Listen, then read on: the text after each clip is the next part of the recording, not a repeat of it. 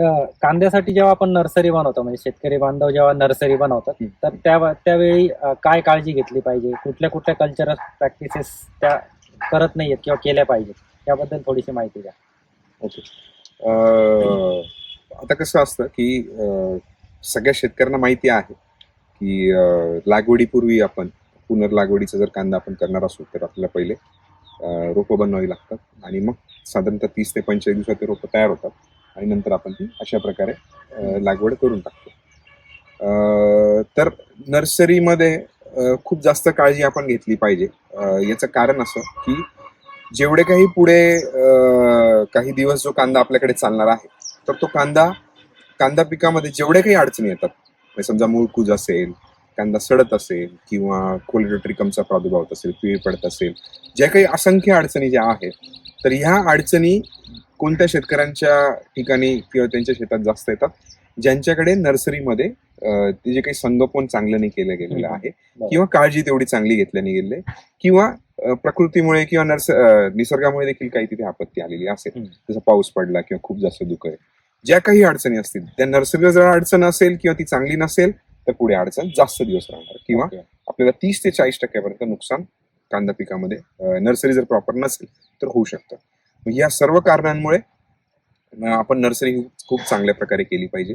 आता नर्सरी म्हणजे थोडक्यात काय की साधारणतः 1 एकर कांदा जर आपल्याला लावायचा आहे तर त्यासाठी साधारणतः 2 ते 4 किलो मध्ये शेतकरी बी वापरत असतात.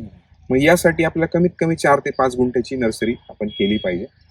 तर नर्सरी करत असताना आपण वाफा पद्धतीने केलं पाहिजे. तर वाफा पद्धत का बरं?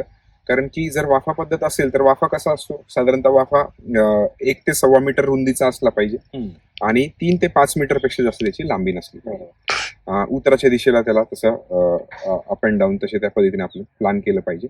15 ते 20 सेंटीमीटरची त्याची उंची असली पाहिजे.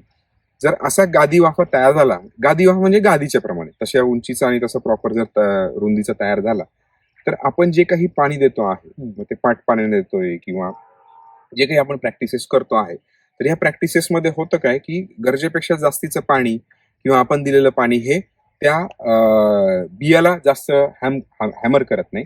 म्हणजे थोडक्यात काय की जर आपण सपाट ठिकाणी जर सपाट वाफेवर किंवा सपाट ठिकाणी जर आपण बी टोचलं तर होतं काय की जेव्हा आपण पाणी देखील देतो, पाणी दिल्यानंतरही आपण टाकलेलं बी सगळं डिस्टर्ब होतं, कधी कधी वाहूनही जातं, खूप साऱ्या अडचणी येतात आणि मग त्यामुळे जर गादी वाफा प्रॉपर असेल तर खालून हळूहळू पाणी लागत येतं आणि त्याच्यामुळे बी सुद्धा डिस्टर्ब होत नाही, रोप डिस्टर्ब होत नाही, काहीच नाही. हा पहिला मुद्दा.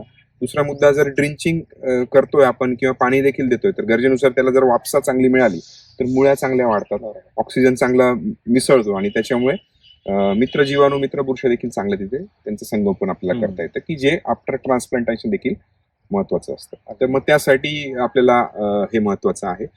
मग आता कुठल्या जागेची निवड करावी, तर गादी वाफा किंवा आपल्या रोपं बनवण्यासाठी जी काही वाफ्याची निवड करायची किंवा जागेची निवड करायची, एक तर कुठल्या मोठ्या झाडांच्या जवळ ते नसलं पाहिजे किंवा कुठल्या झाडांच्या सावलीत नसलं पाहिजे. तर असं केलं, जर तसं झालं तर आपल्याला नुसती लांबीच मिळेल, चांगल्या प्रकारे ती खालची जी काही आपल्याला गाठ असली पाहिजे ती गाठ मिळणार नाही. त्यानंतर तिथे जुन्या पिकाचे अवशेष तिथे नसले पाहिजे.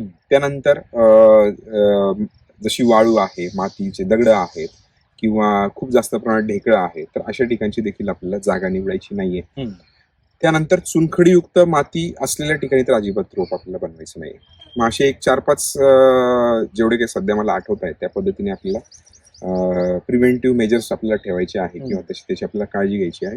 आणि मग त्यापेक्षा जर आपण लो गेअरने चांगलं रोटर मारून 2-3 वेळेस भुसभुशी जिथे माती असेल त्याच्यामध्ये जर पाण्याचा निचरा होणारी माती शक्यतो असली तर चांगलं, म्हणजे जसं रेड सॉइल आहे किंवा मुरमाड माती आहे आणि त्याच्यामध्ये जर आपल्याकडे ऑप्शनच नाहीये, ब्लॅक सॉइलच आहे किंवा काळी माती आहे, तर मग थोडंफार तिथे कोकोपीट जरी मिक्स केलं किंवा भाताचा तूस जरी थोडाफार मिक्स केला तरी आपल्याला खूप चांगली त्याची मदत होते. फक्त हे करत असताना काळजी घ्यायची आहे की पाण्याचा निचरा चांगला झाला पाहिजे आणि त्यानंतर आपण नर्सरी केली पाहिजे. मग आता नर्सरी करत असताना पण काय करायचंय, साधारणतः 4-5 सेंटीमीटर जे आपण जसं आपण रांगोळी काढतो त्या रांगोळीप्रमाणे त्या बिया टाकायच्या, म्हणजे हाताने थोडीशी लाईन जरी मारल्या आपण थोडीशी खड्डा तिथे तयार होईल किंवा तो छोटस सरीसारखं तिथे तयार होईल त्या वाफेवर आणि त्याच्यात मग रांगोळीसारखे आपण थोडे थोडे थोडे रोपं जरी टाकले, सीड टाकले एकदम प्रॉपर नर्सरी आपल्याला तयार व्हायला मदत होते. मग अशा प्रकारे आपण नर्सरीची जागा निवडली पाहिजे आणि अशा प्रकारे आपण त्याची काळजी घेतली पाहिजे. अगदी महत्वाचे मुद्दे सांगितले.